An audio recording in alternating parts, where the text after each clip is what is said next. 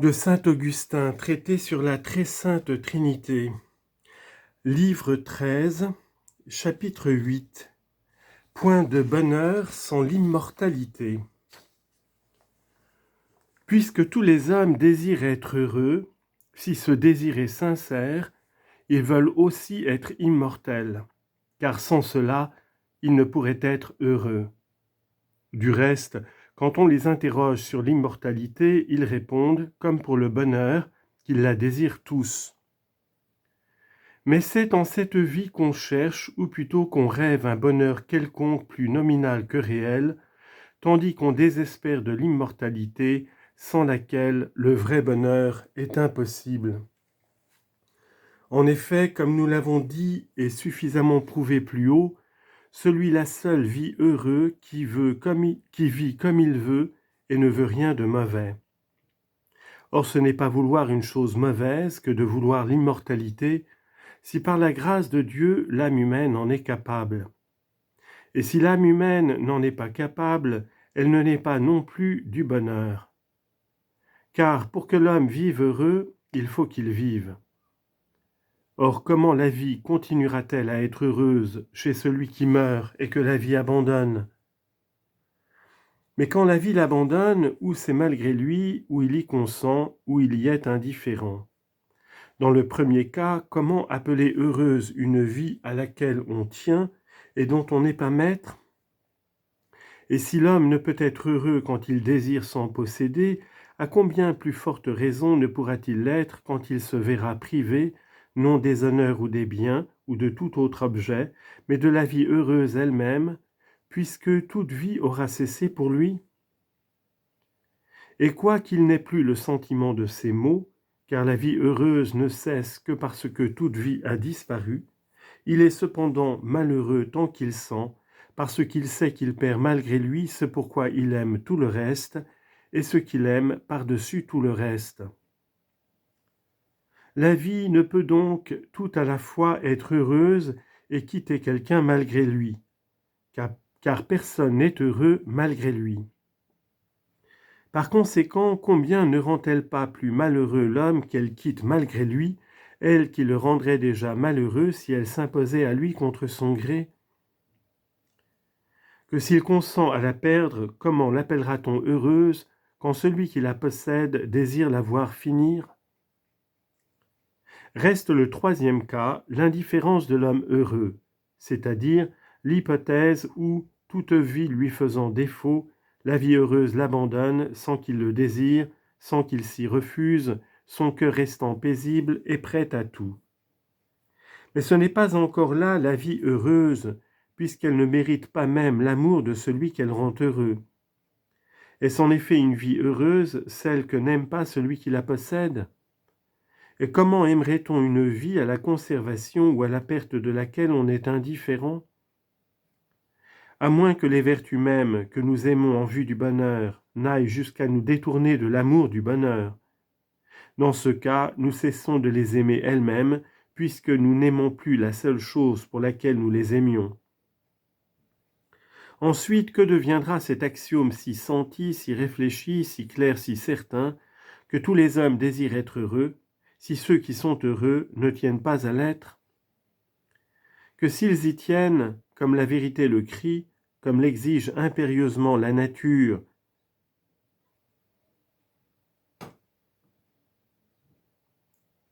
créée par le Créateur souverainement bon et immuablement heureux en a mis le besoin, si, dis-je, ceux qui sont heureux veulent être heureux, évidemment ils ne veulent pas que le bonheur s'use et périsse. Or ils ne peuvent être heureux qu'en vivant. Ils ne veulent donc pas que leur vie cesse. Donc tous ceux qui sont heureux ou veulent l'être désirent être immortels. Or on n'est pas heureux si l'on n'a pas tout ce que l'on veut. Donc la vie ne peut absolument être heureuse si elle n'est immortelle. Chapitre 10, ce n'est pas le raisonnement humain mais la foi qui nous donne la certitude de l'immortalité dans le bonheur. La nature humaine est-elle capable de ce bonheur qu'elle reconnaît comme si désirable ? Voilà une grave question. Mais si l'on consulte la foi qui anime ceux à qui Jésus a donné le pouvoir d'être fait enfants de Dieu, tout doute disparaît. Parmi ceux qui ont essayé d'appuyer cette thèse sur des raisonnements humains, un bien petit nombre, doués d'un grand génie, ayant beaucoup de loisirs, très versés dans les subtilités des sciences, ont pu parvenir à trouver des preuves de l'immortalité de l'âme seulement.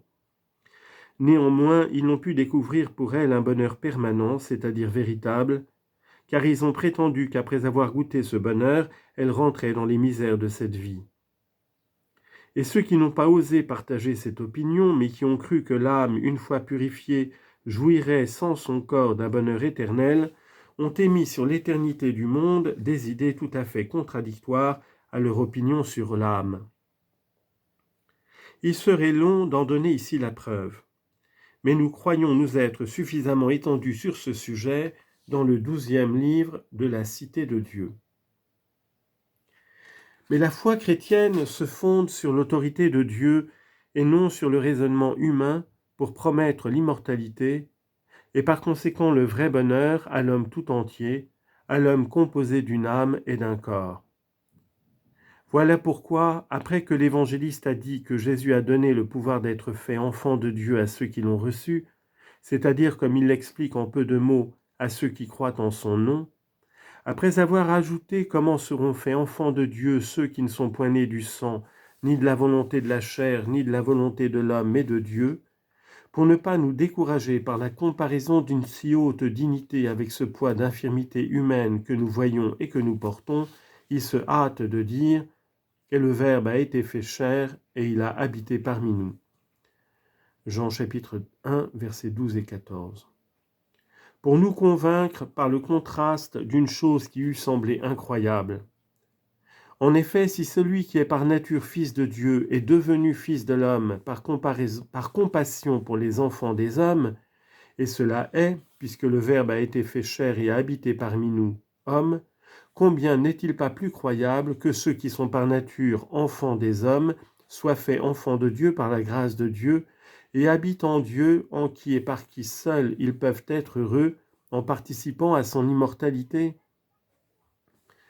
C'est pour nous convaincre de cette vérité que le Fils de Dieu a daigné revêtir notre nature mortelle. Chapitre 10. Aucun moyen n'était plus convenable que l'incarnation du Verbe pour délivrer l'homme des misères de cette vie mortelle. Nos mérites sont des dons de Dieu. C'est peu de réfuter ceux qui disent « Dieu n'avait-il donc pas d'autre moyen de délivrer l'homme des misères de cette vie mortelle que d'exiger que son Fils unique, Dieu éternel comme lui, se fit homme, en prenant une âme et un corps semblables au nôtre, devint mortel et souffrit la mort ?» C'est peu, dis-je, de leur répondre en affirmant que ce moyen était bon, que Dieu, en daignant nous délivrer par Jésus-Christ, homme et médiateur entre Dieu et les hommes, a agi d'une manière conforme à sa dignité.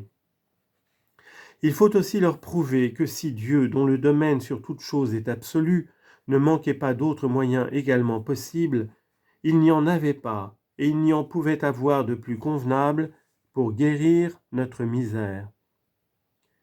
Était-il rien en effet de plus nécessaire pour ranimer notre espérance, pour relever nos âmes abattues sous le fardeau de notre condition mortelle, les empêcher de désespérer de l'immortalité, que de nous faire voir combien Dieu nous estimait et combien il nous aimait? Or, était-il possible d'en donner une preuve plus claire, plus éclatante que celle-là, le Fils de Dieu, immuablement bon, restant ce qu'il était en lui-même, prenant de nous et pour nous ce qu'il n'était pas, daignant sans rien perdre de sa propre nature revêtir la nôtre, portant le poids de nos péchés sans en avoir commis aucun, et aussitôt que nous croyons à l'étendue de son amour et que nous rentrons dans nos espérances perdues, nous versant ses dons par pure générosité, sans que nous les ayons mérités en rien par des bonnes œuvres, après même que nous nous en sommes rendus indignes par nos fautes. Car ce que nous appelons nos mérites ne sont pas autre chose que ces dons. En effet, pour que la foi agisse par la charité, Galates 5, 6, la charité de Dieu a été répandue en nos cœurs par l'Esprit Saint qui nous a été donné, Romains 5, 5, Or l'Esprit nous a été donné après que Jésus a été glorifié par sa résurrection. Il avait promis de l'envoyer alors et il l'a envoyé. Jean 20, 22, Jean 7, 39 et 15, chapitre 15, verset 26. Parce que c'était alors que s'était vérifié ce qui avait été écrit et prédit de lui, montant au ciel, il a conduit une captivité captive, il a donné des dons aux hommes. Éphésiens 4, 8 et Psaume 67, verset 19. Ces dons, ce sont nos mérites à l'aide desquels nous parvenons au souverain bien, l'immortelle félicité. Dieu, dit l'apôtre, témoigne son amour pour nous en ce que, dans le temps où nous étions encore pécheurs, le Christ est mort pour nous. Maintenant donc justifiés par son sang, nous serons à plus forte raison délivrés par lui de la colère. Ceux qu'il appelait d'abord pécheurs, il les appelle ensuite ennemis de Dieu. Ceux qu'il disait justifiés par le sang du Christ, il les dit ensuite réconciliés par la mort du Fils de Dieu. Ceux qu'il faisait voir délivrés par lui de la colère, il les montre ensuite délivrés par sa vie. Ainsi, avant d'avoir reçu cette grâce, nous n'étions pas des pécheurs quelconques, mais pécheurs jusqu'à être ennemis de Dieu. Or, plus haut, le même apôtre nous avait appliqué à nous pécheurs et ennemis de Dieu deux expressions, dont l'une semble un terme adouci, mais dont l'autre est un terme effrayant, quand il disait « En effet, le Christ, lorsque nous étions encore infirmes, est mort, au temps marqué, pour des impies. » Romains chapitre 5, versets 6 à 10. Ces infirmes, il les appelle impies. Sans doute l'infirmité est peu grave par elle-même, mais elle peut aller jusqu'à s'appeler impiété. Or, s'il n'y avait pas d'infirmité, il n'y aurait pas besoin de médecin, et c'est le sens du mot hébreu Jésus, en grec soter, en latin salvator, sauveur. La langue latine ne connaissait pas ce mot. Elle pouvait se le donner, elle l'a pris dès qu'elle l'a voulu.